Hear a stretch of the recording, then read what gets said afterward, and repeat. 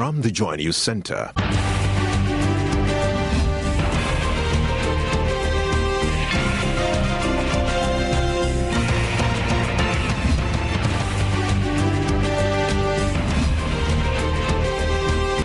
This is News at 8.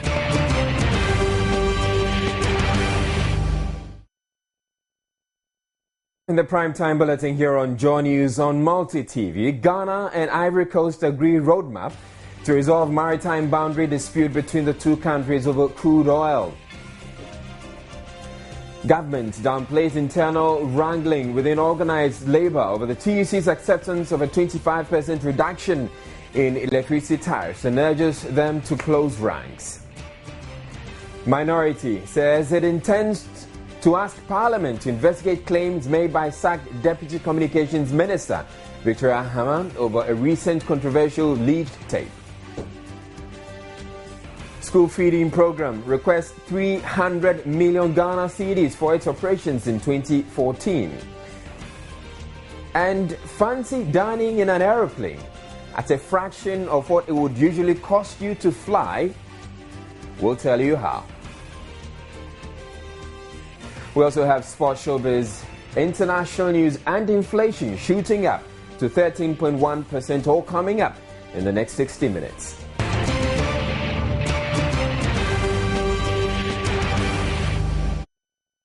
In our very first story, government has downplayed reported dissent within organized labor over its gesture to absorb 25% of the recent increase in utility tariffs, maintaining the Trade Union Congress, which sat in for the negotiations, did a good job.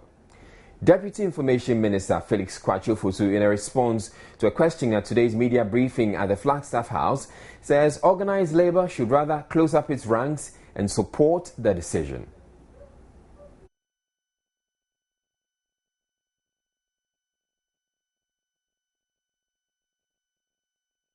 The Industry and Commercial Workers Union has been quite critical of the TUC's decision to call off the planned November 18 strike after government offered to take up a quarter of the recent increase in electricity tariffs announced by the Public Utilities Regulatory Commission. The tariffs were therefore slashed from nearly 80% to 59.18%. The ICU, however, says the reduction is inadequate and that the TUC should have bargained harder, adding that it will have to reconsider a future alignment for a common cause. Deputy Information Minister Felix Kwakye-Ofosu, however, says organized labor got a fair deal through the TUC. As far as we know, organized labor was represented. It was not possible to have all specific members who make up organized labor coming to the discussion table. And so they were allowed to nominate a representative in the person of the TUC General Secretary, Mr. Kofi Asamoah, who, in our view, represented them adequately and forcefully put across their concerns, which went into finally taking the decision to absorb 25% of the increases. And therefore, I'm quite surprised about these sentiments that are coming. Felix Kwakye-Ofosu also at the briefing catalogued what he says is the major facelift government is given to all roads in the country, many of which he says are nearing completion. There are some other road projects within the Greater Accra region which are ongoing that hardly get mentioned. The Dome-Kitasi Road, for instance, is coming up. The rehabilitation of the Ashongman, Hachu and Agbogba Estate roads is also ongoing. The Pram Anyaman Road, and then there is the Ashaman Oyibi Road. Of course, based on this, there are other road projects that are in the pipeline. For instance, the rehabilitation and expansion of the motorway into a 6-lane motorway with a modern interchange at the Tema roundabout in order to ease the congestion there is on the cards. Also, the construction of a modern interchange at Kaswa is also on the cards and expected to commence next year. The Deputy Information Minister is urging Ghanaians to keep rallying behind the government to enable it fulfill all promises it made to Ghanaians, adding that no region will be discriminated against. The government of Ghana and its Ivorian counterpart have agreed a roadmap to resolve the maritime boundary dispute between the two countries. Representatives from the two countries, as a result, are to meet at Boundary Pillar 55 the area under contention by the end of this month to map out the maritime boundary delimitations in accordance with international maritime law. The roadmap was agreed at a meeting held here in Accra between representatives from the Ministry of Lands and Natural Resources and the counterparts from Ivory Coast. The dispute is linked to the discovery of crude oil in commercial quantities in that area.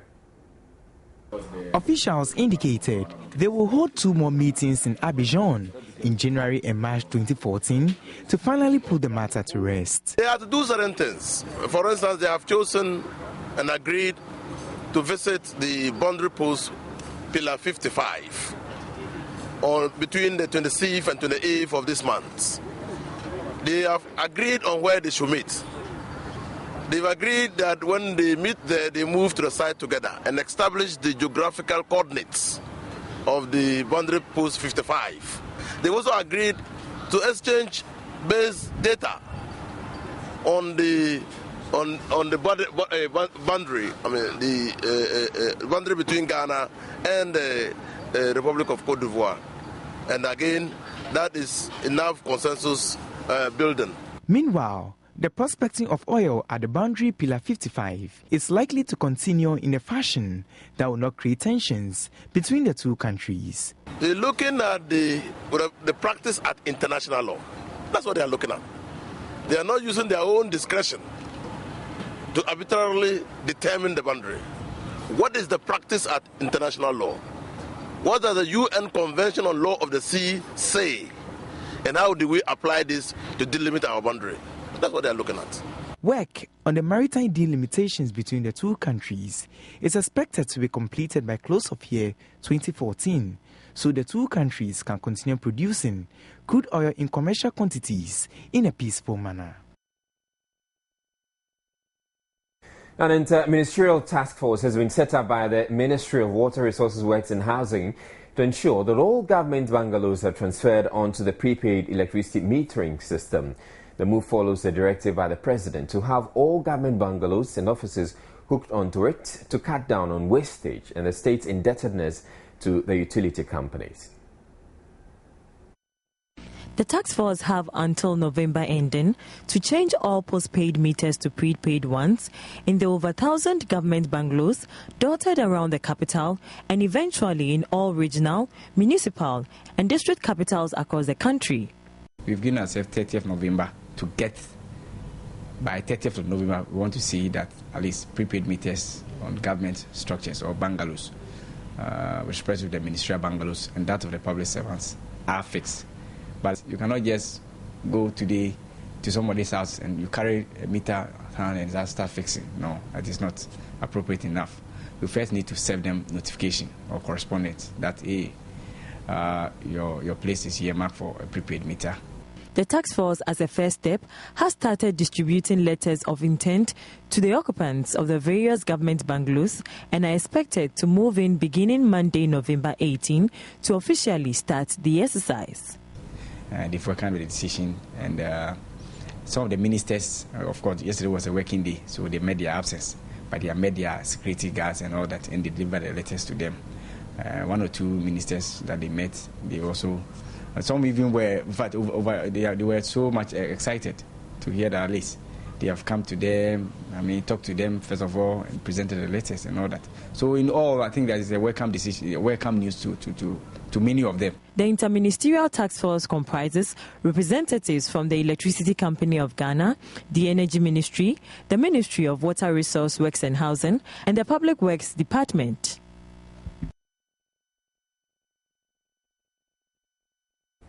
And on a matter that's refusing to go away so quickly, the minority is planning to formally table in Parliament a proposal for the establishment of a committee of inquiry to investigate the Lead Victoria Hammer tape.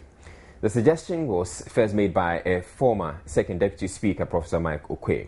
The majority has already indicated it is opposed to the move. It says could spark a recording frenzy that could spiral out of control.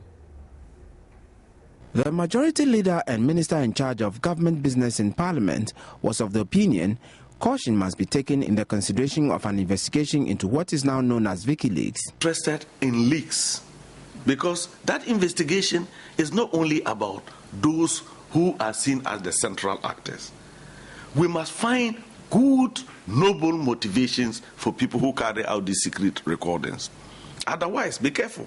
You are going to set up a type of what you can call mafia industry, in which if you don't like somebody, or even if you want to blackmail people for money and other rewards, you resort to these type of methods. The deputy minority leader was, however, of a different opinion, indicating that he and his colleagues are already seriously considering the suggestion. If people think that public figures, well, their privacy will be, for example, disturbed because of this kind of tape, then I beg to differ. Because if you're a public figure, you don't really have privacy. You are serving the people. We've been doing some bit of consultation to see whether we would, as a parliamentary group, take it up. Like I said, we don't have interest in taking it up from a partisan point of view. But of course, we do know few members who thought of raising it on the floor of Parliament. Dr. Benjamin Kumbo also said the investigations, even if conducted, will amount to nothing when people have already made their judgment and the minister is paying a price as a result. I've listened to the tape. I have my own ideas about it. But again, I'm seeing that we are already being too judgmental. If you are judgmental, what is an investigation going to do? You've already taken a position. It's bad. It's terrible. This ought not to be said by a minister. The minister is punished. He's lost his job. So what is the investigation going to do? Except you just want to waste the taxpayers' money again. He, however, dismissed suggestions that Parliament's Appointments Committee did not do due diligence when the sacked Deputy Communications Minister appeared before it. I don't think the procedure for vetting today has what it takes to preempt situations like that. Perhaps the only angle would come from the state intelligence institutions, because they are the ones who can carry out intelligence where a track record of such conduct of the person would have happened some years ago, and they can use that to say, if this person has these proclivities, it is possible that in a public office this can happen. But at that time, it would be unlikely for Parliament not to have done a good job. Because if you say that, then the next question people are going to ask is that the problem didn't even start from Parliament. He was nominated before he was presented to Parliament. So the whole entire conveyor belt of the appointment process comes into question. Meanwhile, the consideration of the VAT 2013 bill is expected to be completed and passed on Thursday, November 14. In other news, 2 persons were severely injured in an accident involving 3 vehicles on the Accra-Tema motorway. The accident happened shortly after midday, a few meters from the abattoir. The 3 vehicles included a trailer loaded with cargo, a 4-wheel drive and a saloon car. The female driver of the saloon car, with registration number GN184813, and the passenger, who both sustained serious injuries, were rushed to the Tema General Hospital. Driver of the 4-wheel drive with registration number GT32810, who escaped unhurt, gave an account of the accident. When we were good, it was raining, so we were following a certain 4x4 pickup. I was following the pickup, so it stopped, and I also stopped. And we were there, and I heard this trailer came and ran into our car. So he pushed our car, and we ran into the pickup. That is how the front came like this. Personnel from the Asham and Divisional MTTU were later on hand to help direct traffic. There were 2 other accidents on the motorway, all blamed on the morning downpour. The police cautioned drivers to be especially careful when driving in the rain. We have more news coming up. Don't go away. The National School Feeding Program is seeking 300 million Ghana cedis for its operations in 2014. National Coordinator Seidu Adamu says the program will meanwhile continue with the retargeting of some basic urban schools started in 2011 to ease the strain on its funds.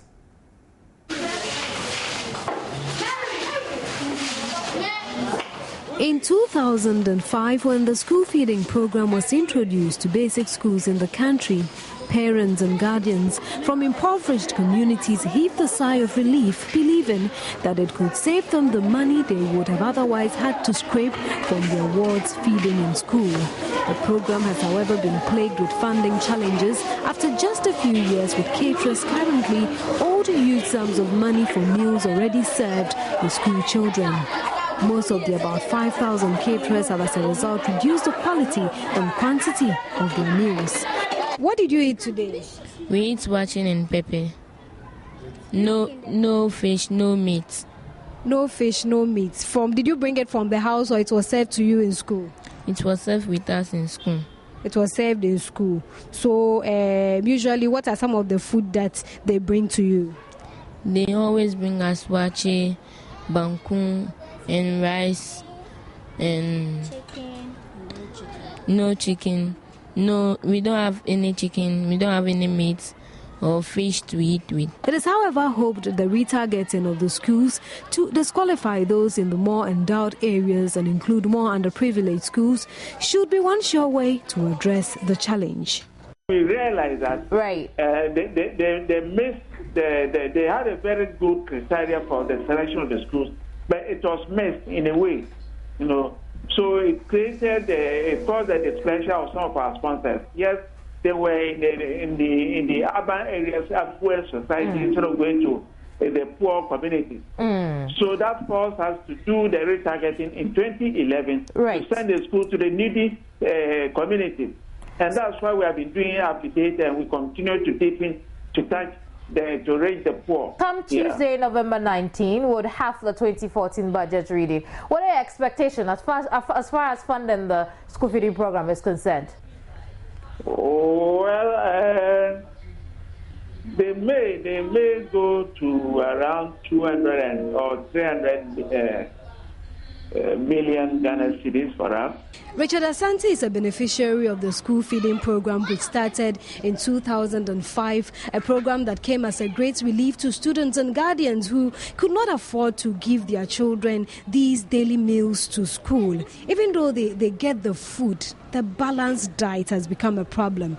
It is all about carbohydrates, no meat, no protein. So it's as if even though the school feeding program is a relief, it is also causing some problems because it is not a balanced meal. Very soon the 2014 budget is going to be released, and we are hoping that government is going to put a lot of consideration into this school feeding program, because really it's not just about the feeding the children, but it's taking out well-endowed school, but making sure that even schools that are not well-endowed are not just fed any meal, but are fed a healthy, balanced diet. Matilda Nyakwa Dennis for Joy News. Indeed, a healthy, balanced diet. Plans to relocate commercial activities from Agbogbloshie and some other congested markets in the central business district of Accra to Ajin Kotoku in the Gan West district are expected to be through by February 2014. Deputy Minister of Works and Housing Vincent Opong Asamoah noted traders will be moved to the site after the festive season so as not to disrupt the business. It's taking quite a while, though, for the relocation program, as work at the new site was completed 2 years ago. Government acquired about 800 acres of land at Ajin Kotoku for a new housing project as well as a commercial and industrial estate. But the redevelopment of the community for the markets was completed in November 2011 and has been lying fallow for the past 2 years. The Deputy Minister gives the scope of the project. Those who come in huge trucks of yam and then tomatoes and other foodstuffs to break bulk. That's what we want to relocate at Ajin Kotoku, and not the people per se.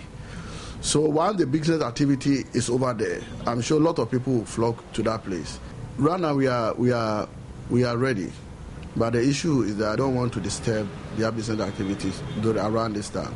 So we'll get there after the Utah, then we'll move them. So latest by February, they should be there. It comes with facilities such as a 14-unit classroom block, a clinic, a community center, stormwater drainage system, a police station, fire station, and a market with 95 stalls and a little space for sheds. He explains that after the traders are moved in, some expansion work would later be done to accommodate their numbers. The only thing is we have to create additional sheds, because I know activities over there, the sheds we have there will not be able to take care of the numbers that will be moving to that place. That's the only thing I think we have to work on. So any future expansion? Yeah, that's why we are worried about this encroachment on the lands. But at least we have to make maximum use of the available space over there. We need to create additional sheds. He added it has come to his notice that there is some encroachment at the site and promised to deal with it. People have quickly moved to that area and they are buying every portion of that land to defeat the purpose for which all these facilities were provided. And we are going to ensure that if you don't have permit and even you have acquired it from the chiefs and you don't have permit, it's illegal structure. And we'll ensure that we'll not go to court. We'll ensure that we demolish all those structures because we'll not allow the investment to go to waste. The hospital, police station and the fire station are expected to be fully furnished and ready for handing over by January 2014.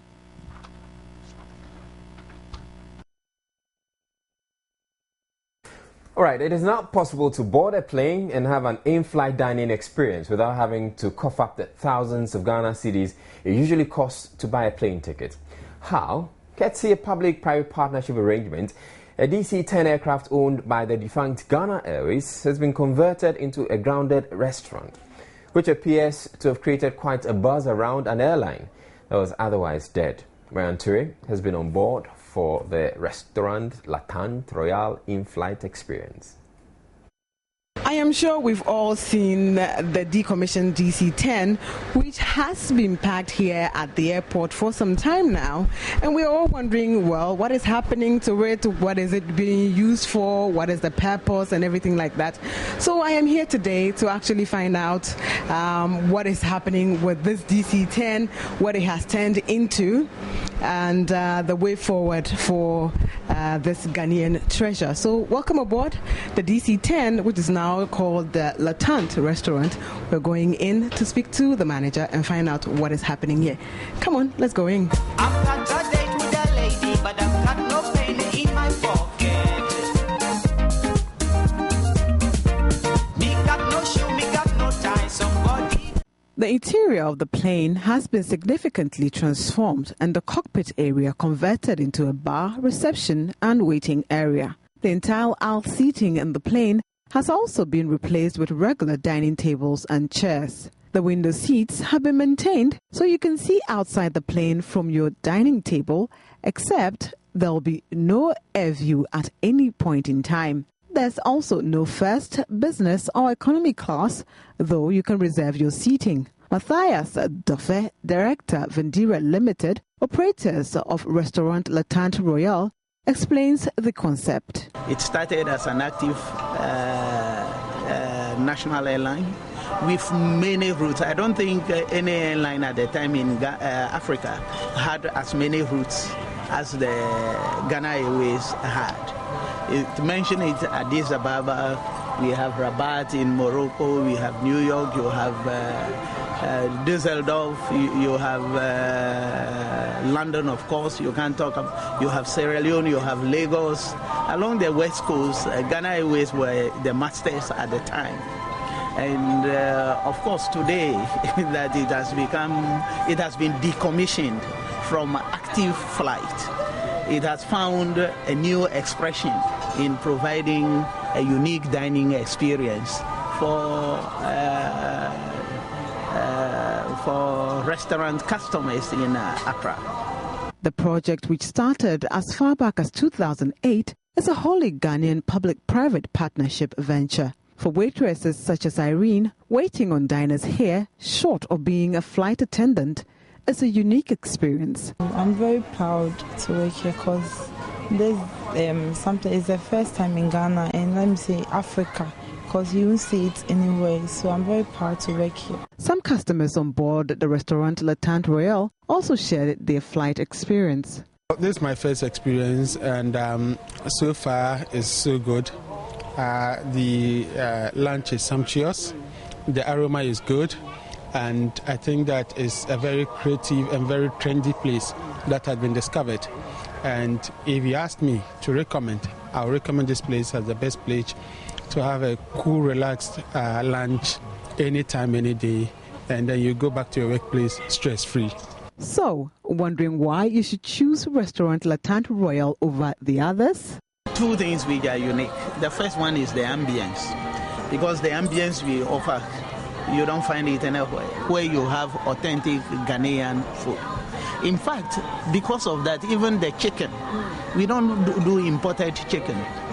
Everything we do here, even chicken and anything, it's Ghanaian. It's grown in Ghana here.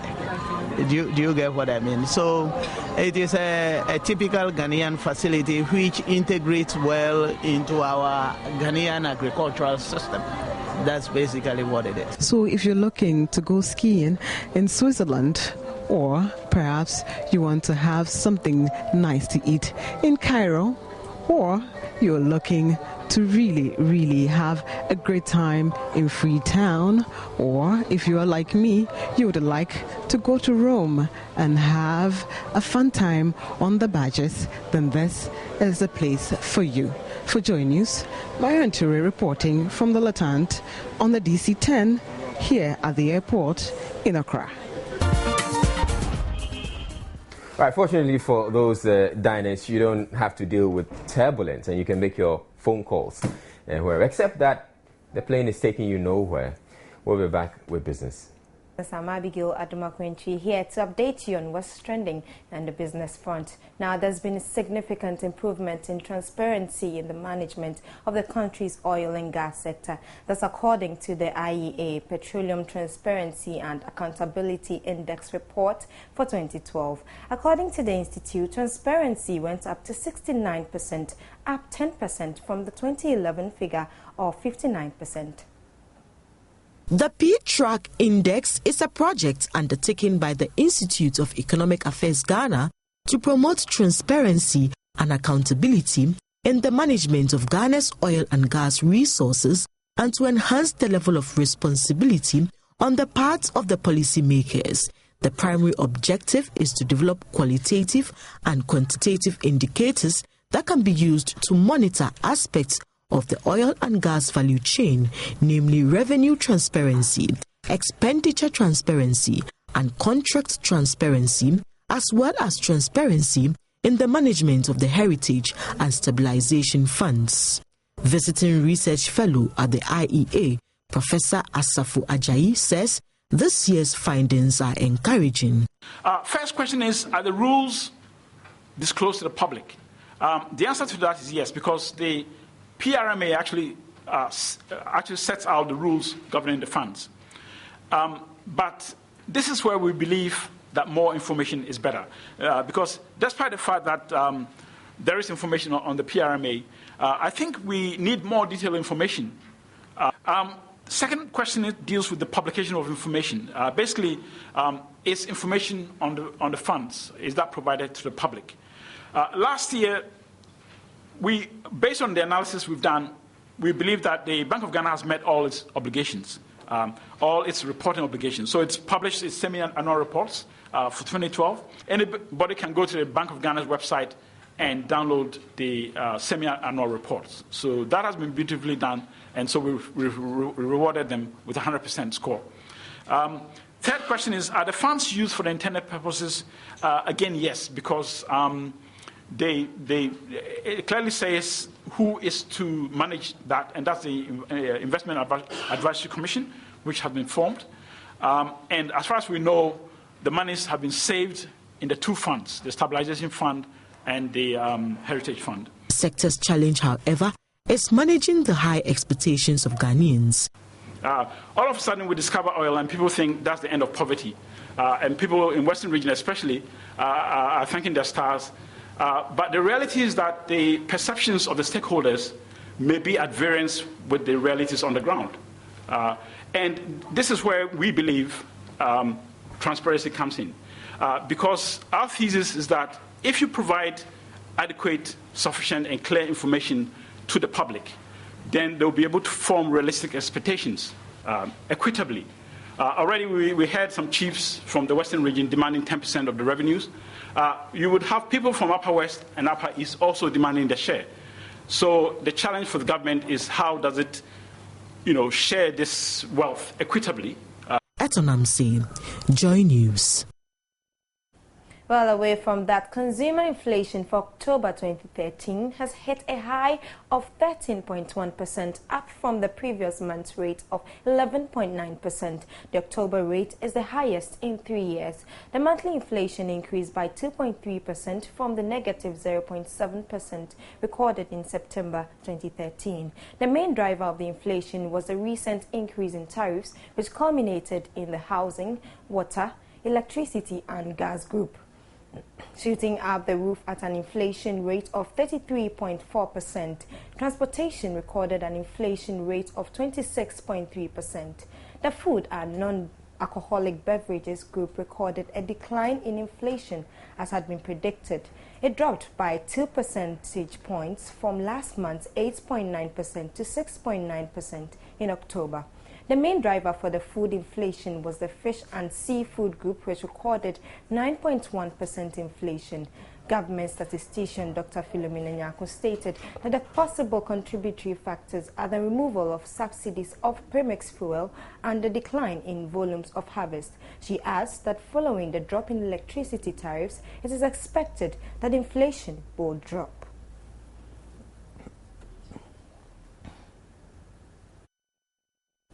Now, the management of the Chifu oil palm plantation is appealing to government to have a relook at the stalled presidential initiatives on oil palm and rent the nursery sites and other equipment out for use by growers to boost oil production in the country.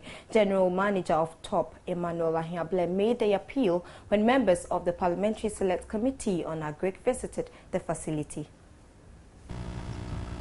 In Ghana, an estimated 250,000 hectares of existing oil palm plantations, representing 80% of national oil palm output, are occupied by unorganized smallholder farmers strewn across the country and with no connection to any established oil palm estate.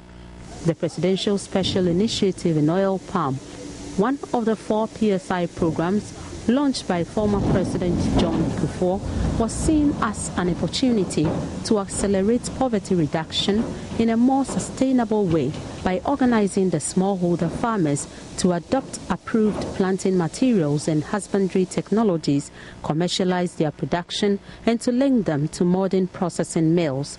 The objective, however, died with the PSI, as a result of which investors eager to get supplies from its nurseries to boost oil production in the country are unable to do so. General Manager of the Chifu Oil Palm Plantation, Emmanuel Ahiable, however, believes the equipment and nurseries could be put to use. My proposition would be for the government to rent out those nurseries to private operators to be able to raise seedlings for farmers. The issues about land is quite hydra-headed because you have one, multiplicity of ownership of land. Two, there is no land use policy which is defining the use of land in the country. Therefore, you have a situation where your investment is threatened by other considerations when it comes to land use. For settlement and for galamsey menace, I'm sure you are aware of that. And those are the things which are militating against documentation and process. The Parliamentary Select Committee on Agriculture that toured the area promised the managers of the facility that their concerns, including the bad nature of the roads in the district and its impact on food harvest, would be captured in its report. The MP for Kintampo North, Stephen Kunsu, led the parliamentary team. We will have to follow it up. We have to impress upon Parliament or wherever the report may be to accept it. In fact, they talked about the rules. The rules are really bad. What I observed was that the only rule that was started linked this town, what's the name? No, Cape Coast to Praso. But all the other rules are not tied. And it does not augur well for a district like Trifo, Brasso. Richard Kodonyaku's report. Well, some civil society networks have been making a case for smallholder conventional farming as a solution to the challenge of food insecurity instead of large-scale commercial agriculture and the cultivation of GM crops. The CSOs are of the opinion modern industrial agriculture and the cultivation of GM crops could have serious consequences for the agriculture sector. They made this known at a roundtable discussion which focused on the negative impact of GMOs in Accra. And that'll be all for business. I'm Abigail Adumakwentri.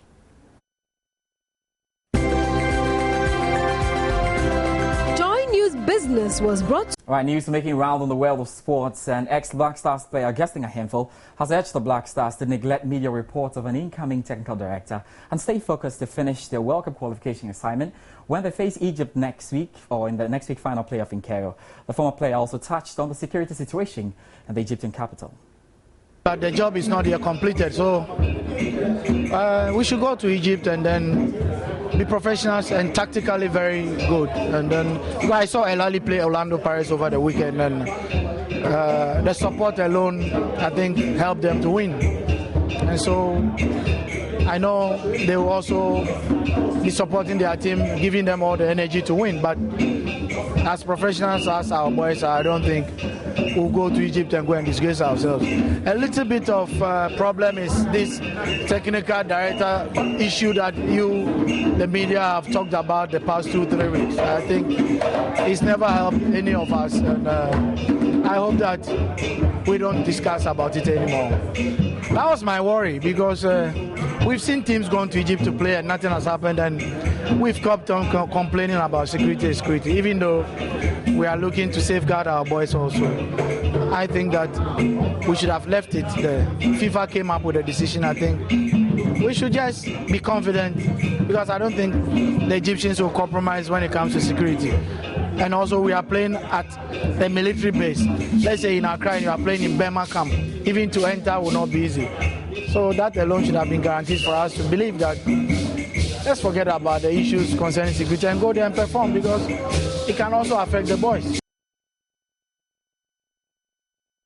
Right, meanwhile, Michael Asian and Kevin Prince Boateng joined the Black Stars camp in Istanbul, and Coach Kwesi Appiah had a full house for the Black Stars' second training session this evening after defender Wa Mohammed reported to the camp as well. So it's fantastic news for the Black Stars, who certainly have a lot in there. We can now talk about the Ghana Premier League Match Day 12 fixtures. I mean, the results very interesting. Kumasi Asante Kotoko opening a 4-point lead at the Summit. Accra Hearts maybe feeling the after effects, you have to say, of missing the coach, David Duncan. They lost by 1-0 at Mediama. That's the game was played at the Robert Mensah Stadium. So now let's look at the results in details right now.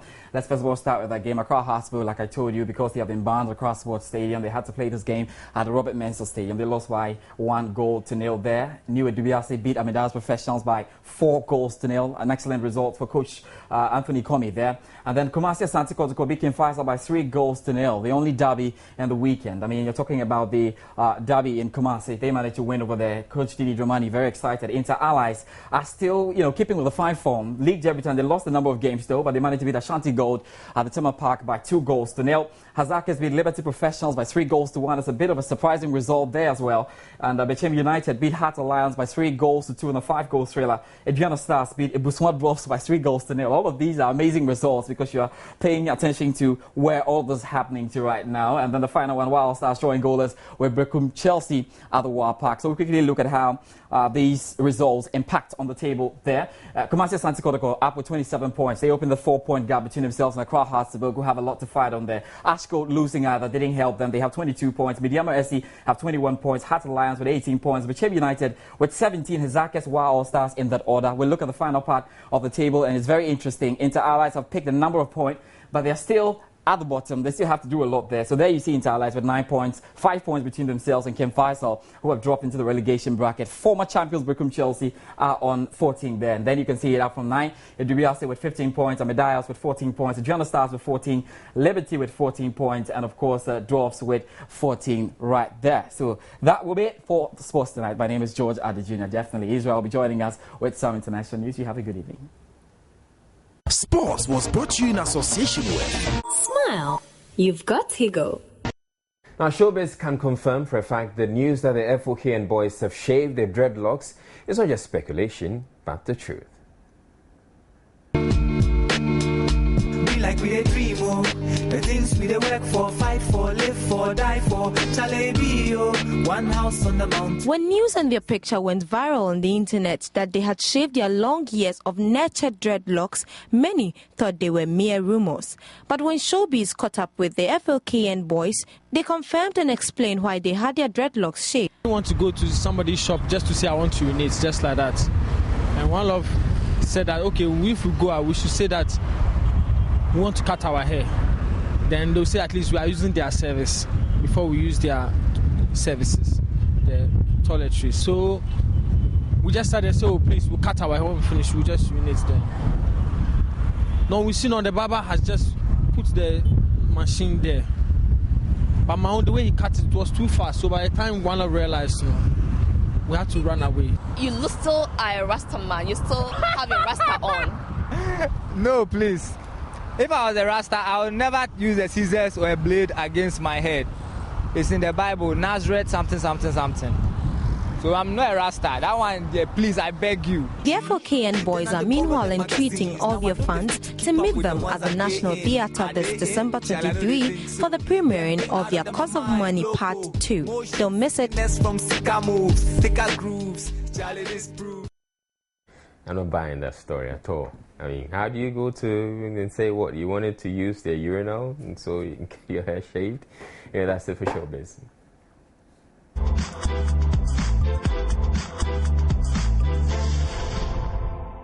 Showbiz was brought to you. Before we go, a quick run through our top stories. Ghana and Ivory Coast have agreed a roadmap to resolve the maritime boundary dispute between the two countries over crude oil deposits there.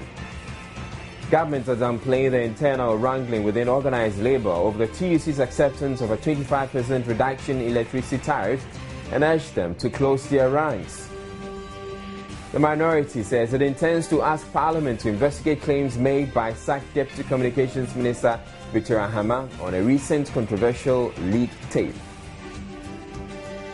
School feeding program requests 300 million Ghana cedis for its operations in 2014. And Ketsi Restaurant Latant, Accra, your DC10 on the ground, in-flight experience and dining just got a lot cheaper. For more news, log on to myjoyonline.com. My name is Israel Lion.